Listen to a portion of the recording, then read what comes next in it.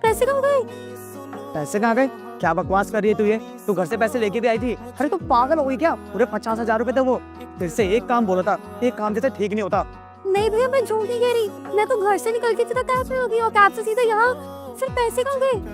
जरूर पैसे कैब में गिर गए होंगे। तू कैसी बातें कर रही है ये? तू कैब में पैसे कैसे छोड़ के आ सकती है? देख, मुझे कुछ नहीं पता, मैं कुछ नहीं जानता, मुझे मेरे पैसे चाहिए। जा आप जल्दी। ठीक है भैया, मैं देख कर आती हूँ।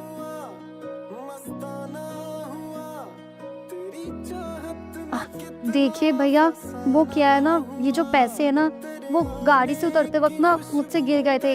आप प्लीज मुझे मेरे पैसे दे दीजिए, मुझे इनकी बहुत ज्यादा जरूरत है।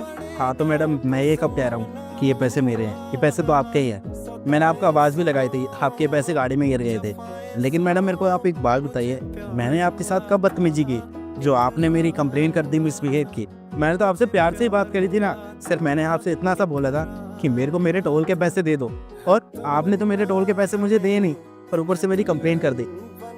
आज तक मेरी कैब में इतने सारे लोग बैठे हैं, इतने कस्टमर्स बैठे हैं, कभी मेरी रेटिंग नहीं गिरी, और आज डायरेक्ट मेरी जॉब चली गई, वो भी आपकी छोटी कंप्लेन की वजह से। भैया वो क्या है ना, आप मुझसे टोल के पैसे मांग रहे थे, और फिर आप मुझे मिरर में से ऐसे घूर भी रहे थे, स्माइल भी पास कर रहे थे, और आप मुस्लिम भी हो तो इसलिए मैं थोड़ा ना डर गई थी।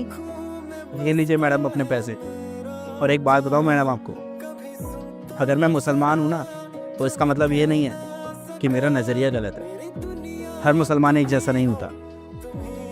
मैंने तो सिर्फ आपसे इसलिए पूछा था, और मैं शीशे में इसलिए देख रहा था कि आपने जब ये पता करा ना कि मैं मुसलमान हूँ, तो आप घबरा रही थी, गाड़ी में घबराते हुए मुझे देख रही थी। मैं तो सिर्फ आपसे बातचीत करके आपको कंफर्टेबल फील करा रहा था। मुझे ये नहीं पता मैडम कि आपकी ये सोच किन लोगों की वजह से हुई है, लेकिन मेरा नज़रिया गलत नहीं था। और मैडम, जो आप लाइव लोकेशन किसी को भेज रही थी ना, मुझे वो भी पता है कि आपने वो लाइव लोकेशन किसी को नहीं भेजी थी। बाकी ऐसा करना तो आपका फ़र्ज़ है, मैं इसमें कुछ नहीं कह सकता।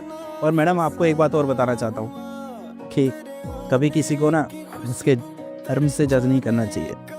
आपकी यही कंप्लेन की वजह से आज मेरा बहुत बड़ा नुकसान हुआ। मेरी जॉब चली गई, और आज की जो पूरे दिन की पेमेंट बनी होगी ना मेरी, वो भी कंपनी मुझे नहीं देगी, और अब ये गाड़ी भी मैं उस कंपनी में नहीं चला पाऊँगा। I am really very sorry भैया, मुझे आपको ऐसे जज नहीं करना चाहिए था, और मुझे नहीं पता था मेरी वजह से आपका इतना नुकसान हो जाएगा।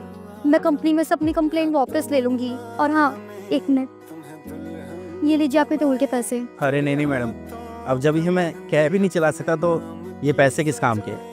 रख लीजिए आप, लेकिन आगे से कभी किसी के साथ इस तरीके का व्यवहार मत करना दोबारा।